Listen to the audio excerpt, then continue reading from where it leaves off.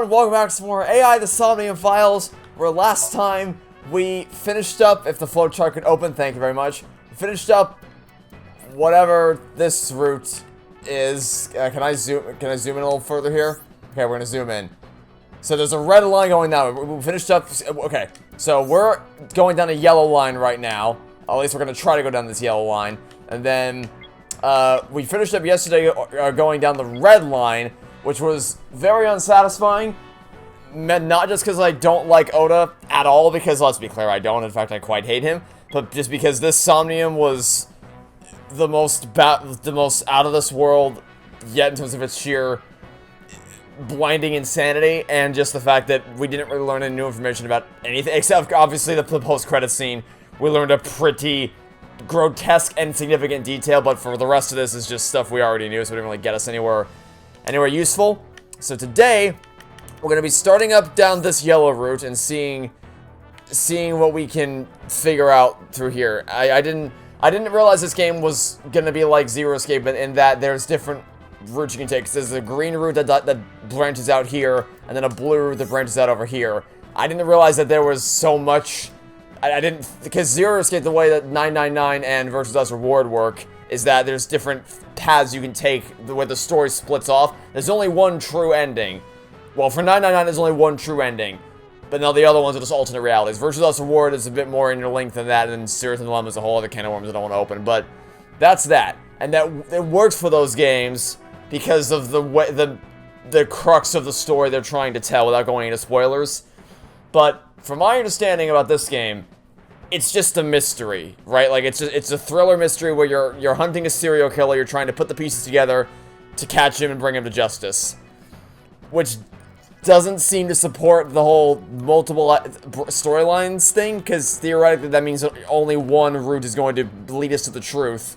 And I assume we have to clear all of them to get to the truth. But then that implies that you have to retain information that you gain from alternate timelines to then solve the mystery in down one single golden timeline, which also isn't going to really work because this game has not established anything that would imply that we can retain memories we have from alternate timelines. So I don't really know where we're going here. I don't know what direction the game is headed, but we're just gonna see if we can't figure out what to do next. So, I feel like our only course of action. What is this behind me? Heated insulation door cool. Okay, so. We don't have any choices yet. I'm assuming we have to do the thing on the ice floor like we did last time, because you'll notice on the left here, there's no branching paths yet. It's just mental lock 1. So we probably have to clear this, and we're gonna go ahead and skip this. We lied down last time, so we'll do that again. We'll probably have to do this again, and then after we complete this first step, we'll branch out and see if we can't try something else. Because now that I know that there's multiple solutions out of these Somniums, because these are the branching points as to how we can get down the other route. See now it splits. Now it splits. So we know what not to do. So okay, yeah, we already can. Yeah, holding down right trigger to skip this because we already saw it. Okay. Shining lights go over to the green shelf. Let's go over to the red shelf. Okay. See, I didn't actually read that last time. I didn't actually have any clue what I was trying to do. I did not read those instructions. I saw a shiny thing and then I went to touch it. Okay. So we got into the green shelf once, now we need to get into the red shelf this time. How does one acquire that? There's an oil drum here. What can we do with this thing? Though it is lying down.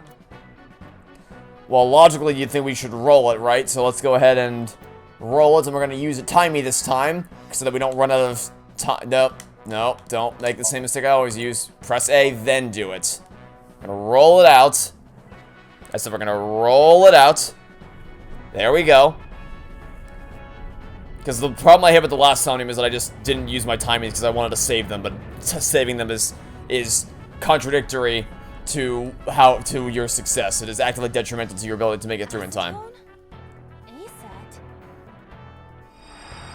What is this? Really?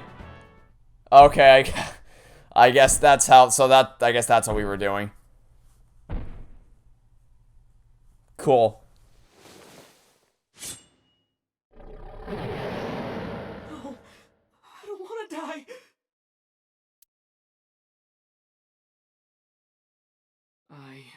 eventually stopped thinking? Eventually? Have you ever started thinking? That's Tessa!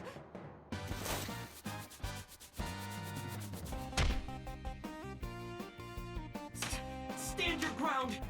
Odamatsu Shida cowers to no one! The red shelf got us the exact same questions that we would have gotten with the green shelf, which is why in the world the polar bear is so goddamn slow with that knife. Okay, we have chosen our next path. We went down the green shelf route last time. This time we went down the red shelf route. Okay, so now I'm guessing. I have to fight back with something! Last time we used the forklifts on the right. This time we probably have to use the forklifts on the left because now we're on the left side of the warehouse. So, let's see if we can't. Counterattack ignited. Turn on the electricity. Oh, turn on the electricity. Okay, does the remote control do that? I doubt it. What else is there? Oh, is that a power board? Okay, let's do that. Oh, never mind. This one's frozen. Okay, never mind. We can't use it because this is a frozen forklift. So we'll go. God, we are just. Oh my Jesus Christ.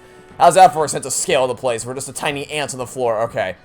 Power board. Nope, not that camera. That's not what I wanted to do with that. Appears to be a power panel. I accidentally did Spike Chunsoft's job for them. My apologies. That was not the intended camera angle I wanted there. Okay, what can we do here? Throw something, pray, or jump. These all seem equally useless, but when in doubt, always bang on the piece of electricity that you want to interact with, and hopefully it'll fix it.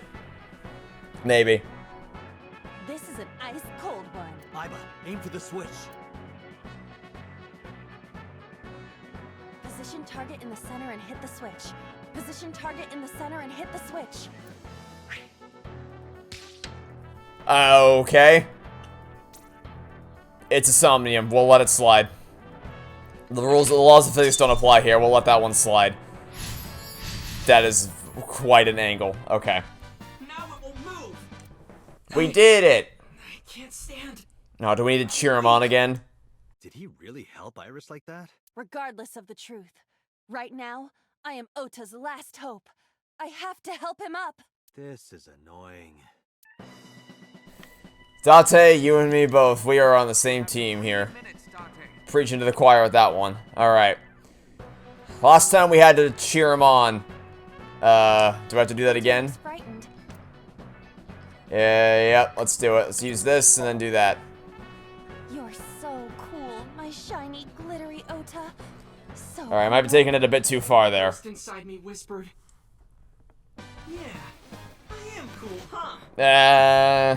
From now on, this is my stage.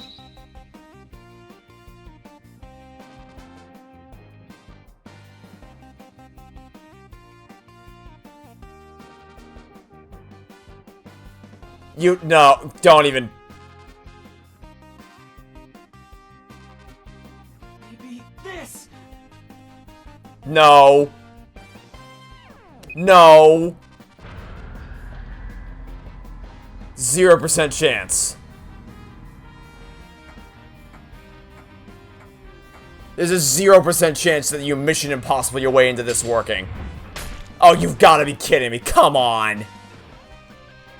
No. No. Oh my god.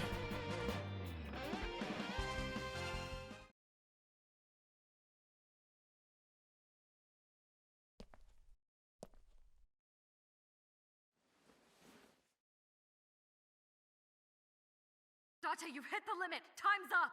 Wait! I can almost make out their face! Pewter, force shutdown. Stop! Stop it!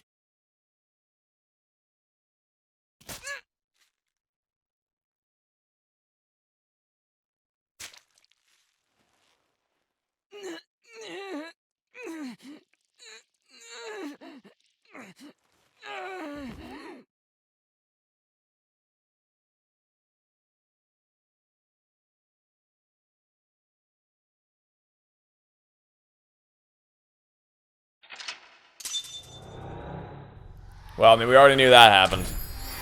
No surprises there. The hook, actually, him being in the position he needed for that hook to swing down, is like, okay.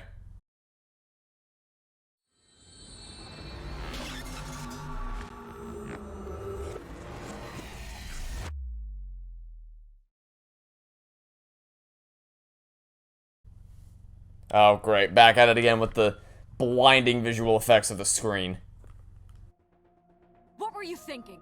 You can only stay in Somnium for 6 minutes. Any longer and you risk getting your mind completely taken over by the subject. I know. No, you clearly don't. Boss, did you see how much time we had left? This isn't just about you, Date. If your consciousness erodes inside of Somnium, you put the subject in danger as well. Boss, there were 90 seconds left on the clock.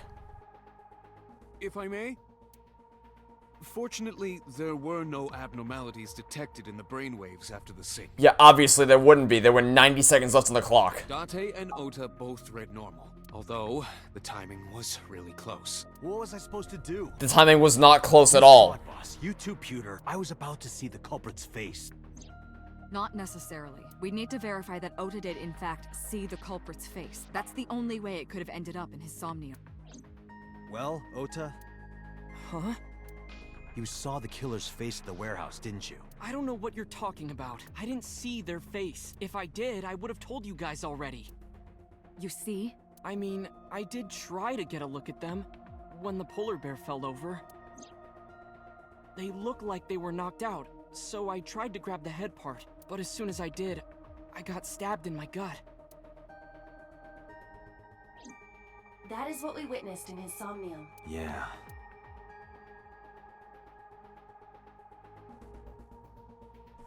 I don't know why.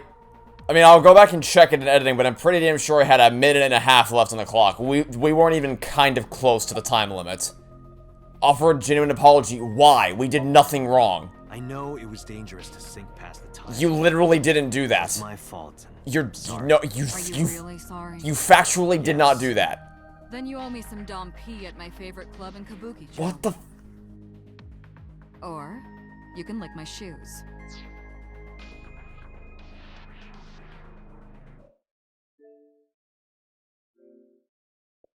You have to wonder what's going through these people's heads when they write this dialogue. Like, I don't... I'd love to just spend a day at Spite Chunsoft just to watch and see what the hell goes on over there. I think it would be fascinating. Either or. I vowed to never apologize for anything ever again. You have no reason to apologize here.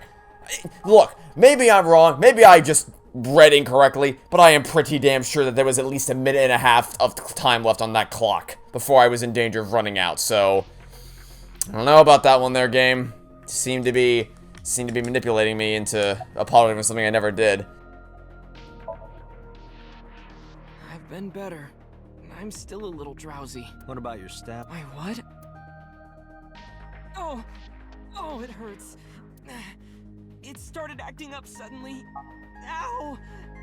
It's because you grabbed me and forced me to come here, Date! Don't blame me, that was boss. I'll sue you for this! Yeah, I still haven't given up on the whole their elements of this were faked, because that is a quite delayed reaction to being stabbed. Oh, come on. Or, how about this? Get me one of the straws Tessa used, and I won't sue you. I see Ota is back to his healthy self. Guess so. Ota, let me ask you something. When you were fighting the polar bear back at the warehouse, did the crane hook get stuck on the polar bear's leg? Now that you mention it, maybe it did. Maybe? It's like I told you, I don't really remember much. With all the tension and excitement and fear and adrenaline, my mind just went blank.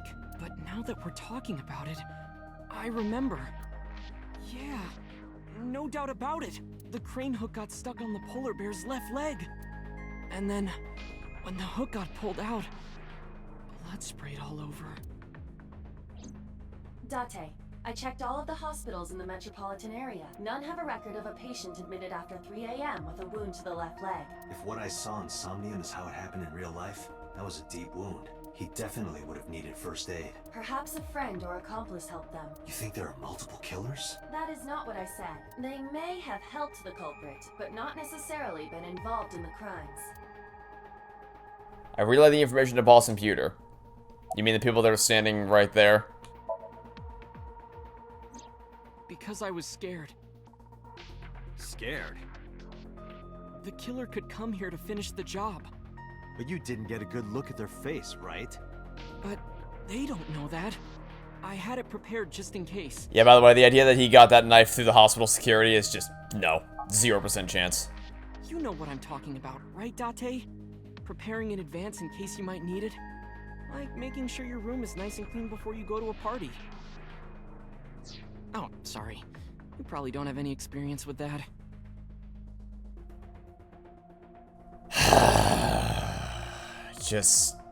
Let's just keep going. I have more experience than you. Stop. Why? Don't even just...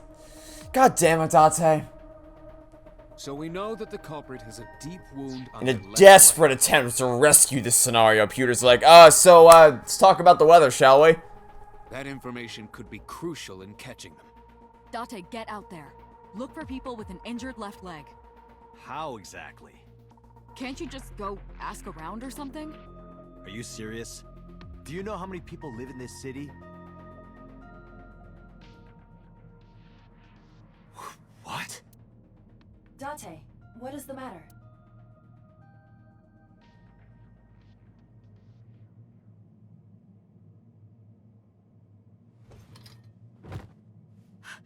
Date! Are you all right?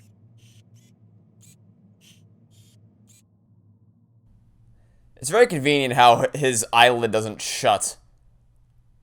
Because he may not have an eye. Stop with the visual effects. He may not have a left eye anymore, but he still has control over his... I'm pretty sure we've seen him blink with both eyes in previous cutscenes. So he must still have motor control of his left eyelid, which conveniently doesn't naturally close when he, goes unconscious, so that eyeball or Iba can still observe what's happening around him.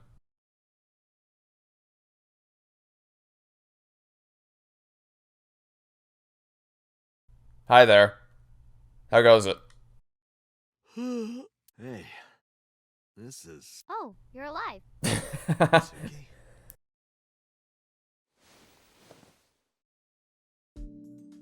What happened? You drank too much at the club and passed out. Yeah, no. Liar.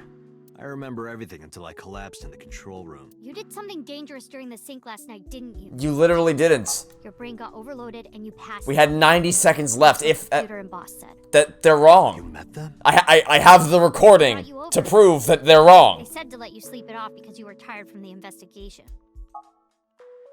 Oh dear Lord Almighty, they're just not correct. We clearly saw the time. Clearly saw the time, and there was way more left on that. It wasn't even kind of close. I'm off today. Why? Today is Tuesday. You should have school. You really can be an insensitive jerk, can't you? I'm taking the day off for mourning.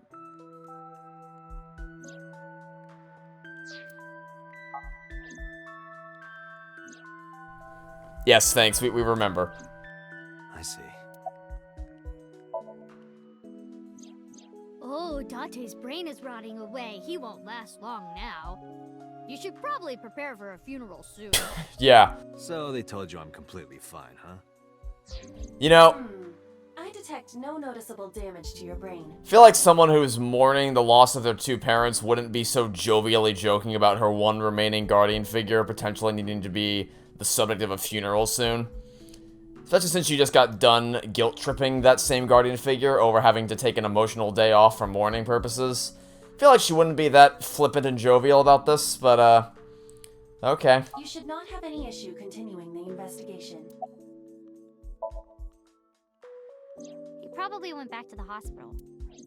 Boss told Mizuki about Ota being synced.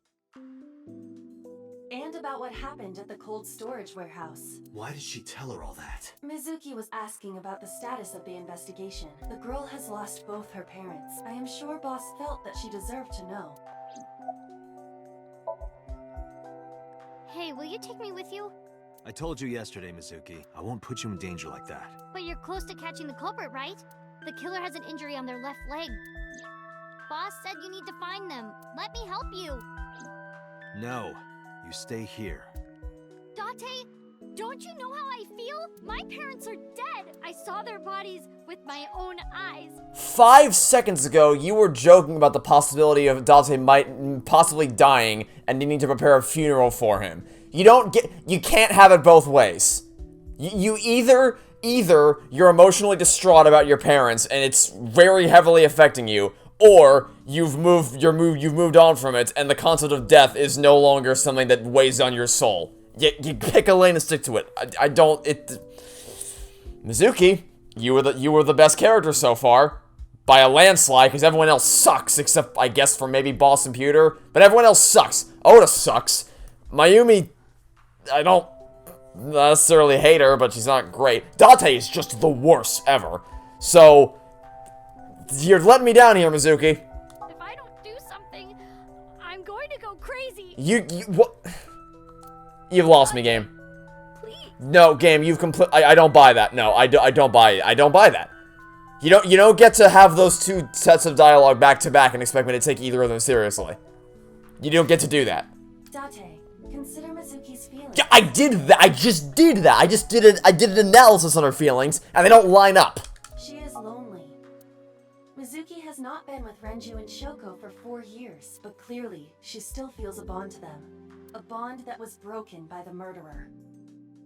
With her parents gone, Mizuki has almost no one. She can only depend on one person now. You know to whom I am referring.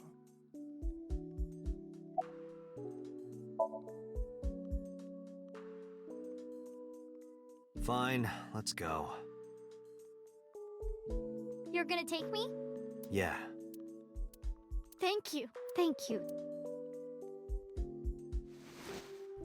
I gotta grab the towel from the sink and toss it at Mizuki. Here, wipe your tears. We're heading out. No. Date, I must admit, I am at a disadvantage. The clue that the culprit is injured on their left leg does not help me narrow down suspects significantly. We need to revisit the scene. It's possible that we might find the culprit at one of the crime scenes. Or ask around the city for further information. So here's the thing. I actually really like Mizuki a lot. She's been very pleasant and clearly intelligent and capable so far. She's probably been the best character in the game. But good God, you are making it really hard for me to like you right now because I don't. You cannot like. Is it still in the log or was it too far back? Let me see. Where it was after this. Must have been okay. So she says here. Calls him an insensitive jerk because she took the class off from she took the day off from school for mourning. Understandable, makes sense. Dante's an asshole. Understood. Moving on to the next conversation. Jovially says, "Oh, Dante's brain is rotting away. He won't last long now. You should probably prepare for a funeral soon." Which obviously they never said that, so she made it up of her own volition. And then minutes later, if that, we go on to her breaking down and crying. Where is it? Because her parents are dead and she saw their bodies with her own eyes. Which also makes sense. Either conversation bits 1 and 3 line up. But they don't line up with conversation point number 2. So, I cannot help, because I want to believe she's being genuine, because she's been genuine up until this point. And it makes sense for her to be genuine with that. But this little bit of conversation right here is making it really hard to take that seriously. So, I don't know about that one there, game. Anyway, let's get on the move. See what magical adventures await us in today's investigation, Bloom Park, where it all began. I remember telling you before that Bloom Park is an important part of my memories. Before it shut down, I came here a lot with Daddy and Mom. They fought a lot, but sometimes they got along. Whenever we were here, it was one of those sometimes days. I remember it clearly.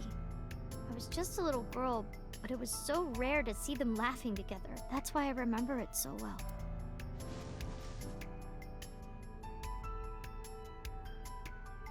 I remember riding the merry-go-round like this. Mom was standing right next to me. She was holding me so I wouldn't fall.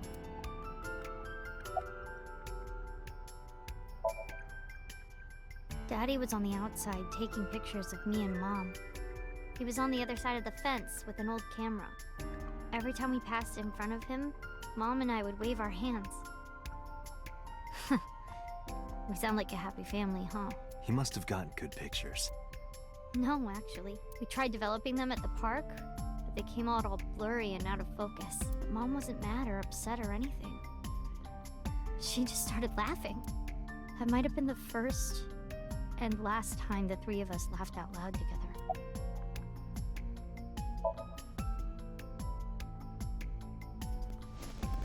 I didn't say anything as Mizuki climbed down from the horse. Then she asked me something strange. Hey, Date, how do you define family? Define it? You mean like being blood-related? That would mean I could never be family. Yeah, it's Well, not I guess that's okay. It's okay. This is what I think. A family is a perfectly ordinary relationship in the most ordinary way. Huh? Like, you say, I'm home, and you get a welcome home back. Doing those ordinary things automatically, without even thinking about it, is what a family is. That's why maybe me and Mom and Daddy weren't able to be a family. Our whole lives, we never could be ordinary. Even if I tried my hardest to be normal, it would just be awkward. Eventually, I got tired of trying. I killed them. What? I killed Mom and Daddy.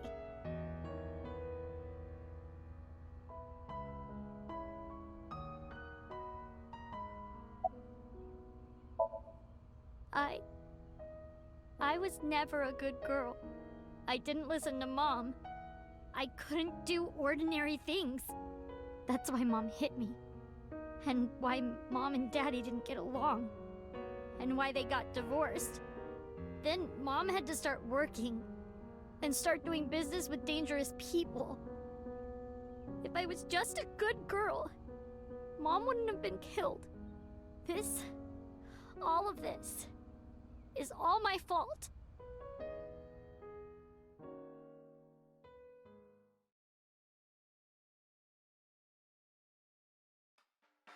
Why me? Hey, haven't you had enough? Why me? I'm not married, so take this with a grain of salt, but it's not just you, right? Doesn't every family have a tough time raising children? Our child is abnormal. Abnormal?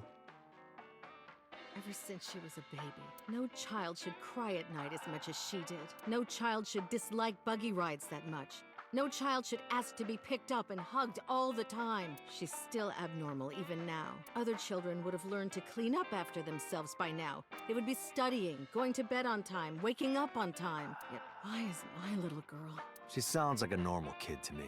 Maybe the problem isn't with Mizuki. Maybe it's you. Yeah, the idea of establishing what a normal child should do is not an idea I want to commit to. It's like if ever someone, granted my experience with this is probably the least applicable compared to some other examples, but some of you may know that ever since I was born, I've been severely allergic to dairy products, pork products, and I've recently discovered that I'm also allergic to beef, which is not that big of a deal because I don't really eat anything beef related, so it didn't really affect me all that much. But something that kids would always tell me when I was growing up in school was, man, I would hate to have allergies like you. I'm glad I can live. I'm glad I can eat normally and stuff like that. And it's even something that other parents would say, like the parents of the kids I was friends with, just insinuating that having food allergies makes you not normal. And if you want to get super ultra, like if you want to go by what the definition of what normal consists of, I don't think you could even apply that regularly. Because like obviously your immune system, because it is by all medical definitions an abnormality to have food allergies. Your immune system is not supposed to reject something like a glass of milk. It's not supposed to treat that as a threat to your body and react with deadly gas that it spews throughout your systems called antihistamine that causes you to break out or suffocate you or any other symptoms that allergies can cause. That's not something that normally happens. So if you want to get by the medical definitions, then there's something to be said there. But that's not generally what people, because like for right here, for instance, Shoko right here is insinuating that because her daughter doesn't meet her idea of what a child should have been, like, meeting all these standards, or not disliking buggy rides or crying as much at night. There is no constraint of what makes somebody normal. That's not, instilling an idea into your child's head that you are not a normal child, you are different in some way that makes you appreciably different from what everyone else is not, that doesn't lead you to any like, one person told me when I was in middle school that actually, I think it might have been in high school, that they wouldn't have been able to live with themselves if they were allergic to stuff like I was. How do you even say that to someone with a straight... I don't understand the thought process that some people have with this stuff, but this might be an incoherent ramble, but the point I'm trying to make here is that some people... Some kids might be different. That doesn't make them abnormal. That doesn't make them any appreciably different than anybody just because they have something different about them. So, and instilling the idea and reinforcing the concept that they are abnormal. You are not what a child should be. You are not a normal child is not. Don't do that. That doesn't end well for anybody. So this whole this mindset that Shoko is having about how she's still abnormal and how other children would do this and other children don't have all these little complications that make life so hard is not a healthy mindset to have for any parent towards their child. It doesn't help anybody in the grand scheme of things. So a rare W from Date saying the problem isn't Mizuki, it's with her. It's a 1 in a million chance that this happens. So you might want to mark your calendars for this one. I'm doing more than anyone. Our child is stupid, brain dead, abnormal. Man, wow, okay. So you never want to say that you're glad somebody is dead, but I think Mizuki might have a healthier life in the absence of such a toxic mindset from her mother. So, but again, never want to say that you're happy someone's gone. Never would we ever want to say that. Date, honey, you can't work her up like that. Excuse me? Did you hear what this bitch just said about her daughter? You heard that, right? You're getting mad at me? Look, you can get mad at Date for a million other things. This ain't one of them. Like, really? Really, though? Are we sure? I quit my job for that girl. I threw away the career that I built with my own hands. I raised my child at the expense of my own life. But one little slap. Are you hitting your kid? There's nothing I can do. I have no choice. Okay, so the second you meet the position where that I have no choice but to physically assault my child is the point where you rethink your standards in life. It's where you rethink your moral principles and your position as a parent. Like, what? Man, I was saying all that stuff before we got to this point in the conversation. Now I'm doubling down on what I said. You are just the worst. Well, no, Date's the worst. You're second. No, actually, You know what? You're both the worst. You can share the title together. You two are made for each other in the world of terrible people. You quit your job for her. You threw away your career for her. That's a choice you made on your own out of love for your daughter. That's admirable that you did that for her, and it shows your commitment and love for your family. But that does not in any way. I don't even know how you think this links together logically. That doesn't give you the right to slap your it's just one little slap. It's like, no, you should never physically assault your child no matter what. You don't get to, because thankfully I don't have personal experience with this, but I know that there are some parents who, just for the tiniest of things, are willing to hit their children, and it's just like, oh, what's this? You got a bad grade on a test? Well, that's one. What's next? Oh, you forgot to do the dishes? That's another. And again, thankfully, I have no experience with that, but I know there are parents who do that. That is unacceptable, bar none. That's just no excuse for that whatsoever. Don't hit your children. It's not a complicated concept. There is no defense for this. I have no choice. Bullshit. I know you should never raise your hand to a child. And yet you did it anyway.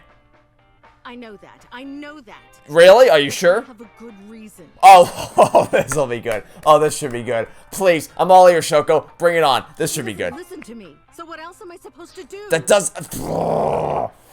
She doesn't listen, therefore... Okay, there are ways that you can discipline children that don't involve physically assaulting them. I have one. How about take away their phone? Or if they don't have a phone, take away this other thing that they like. Their favorite toy, their favorite book. So it doesn't matter. Unless Mizuki is sitting in her room staring at the cinder block wall all day, which I know she's damn well not doing. There is something that she enjoys to do that you can revoke her access to as a parent. That's the normal thing to do as a punishment. You don't jump to slapping people. I can't even with these people. What the hell do you mean, what am I supposed to do? That's no reason to hit a child.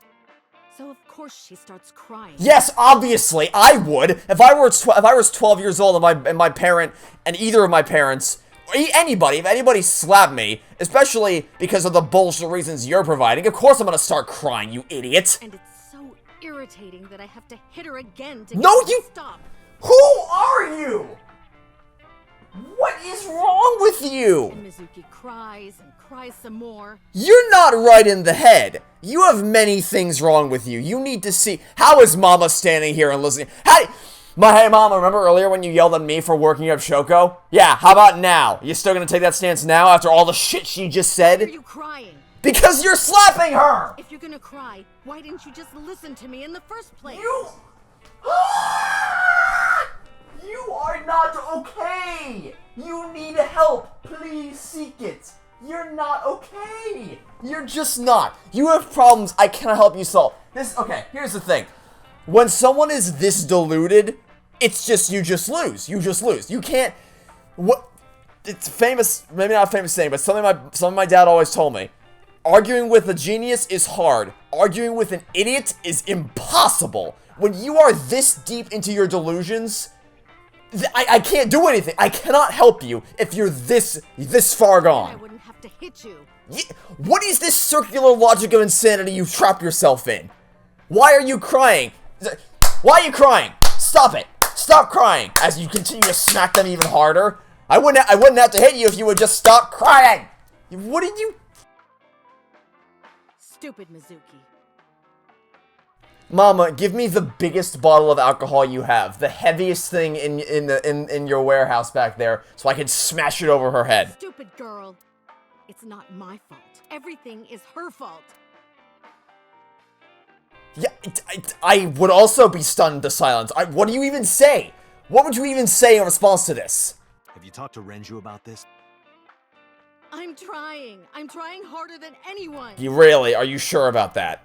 Why doesn't anyone see that? Why doesn't anyone understand? 'Cause you're smacking your children and blaming them for keeping crying afterwards. Oh, boo-hoo. Cry me a river. Hey, why are you crying, huh? Hey, Shoko, why are you crying? Why are you crying, Shoko? Seems very strange of you to be crying. Date. Yeah, I'll talk to Renju about this. People just suck, you know that? People are terrible. It was my misunderstanding. What do you mean? I thought that mothers love their children unconditionally. But some mothers just can't do that. Well, no. Maybe she does love her. But she has a hard time of it. Shoko was never hugged by her mother. Not because her mother wasn't around. She was raised to never develop a sensitivity to affection. No hugs, no piggyback rides, nothing. Yeah, cool Doofenshmirtz's backstory. Crazy. You hear what crazy about that? What's crazy about that is the fact that it doesn't matter at all. It doesn't excuse what she's doing. Maybe that's why she doesn't know how to love Mizuki. I don't care. It doesn't excuse it. When an animal raised in captivity gives birth, sometimes it just doesn't know how to raise its young. It's just like that.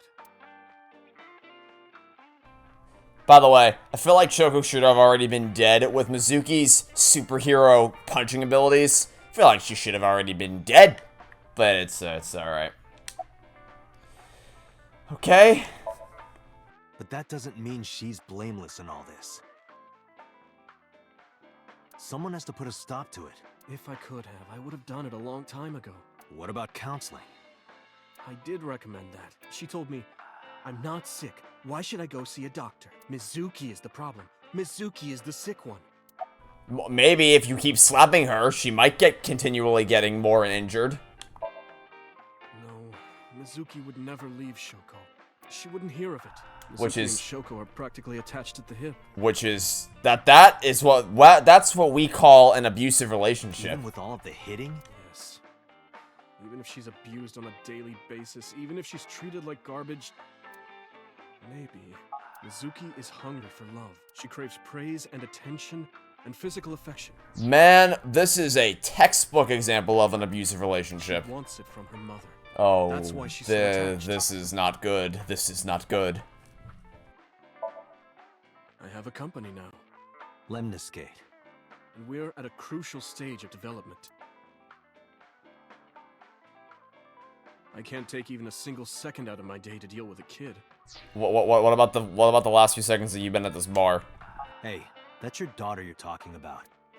Maybe because you two can't cooperate on raising a child, Shoko is having trouble coping. Man, Mizuki may have pissed me off earlier in the episode, but I'm starting to feel for her a lot more now that I know what kind of absolute, unmitigated, indefensible dog shit she had to grow up with. Jesus. That might be it. Maybe this is partially my fault. Okay, I'm sorry, but I'm just gonna say it. You two are both awful parents. Another rare W from Date. You gotta look quick. Doesn't last very long. I knew about the whole thing. That's why 4 years ago, I decided to start taking care of Mizuki. Mizuki, you did nothing wrong. Don't blame yourself. It's not your fault. Not one single thing was your fault.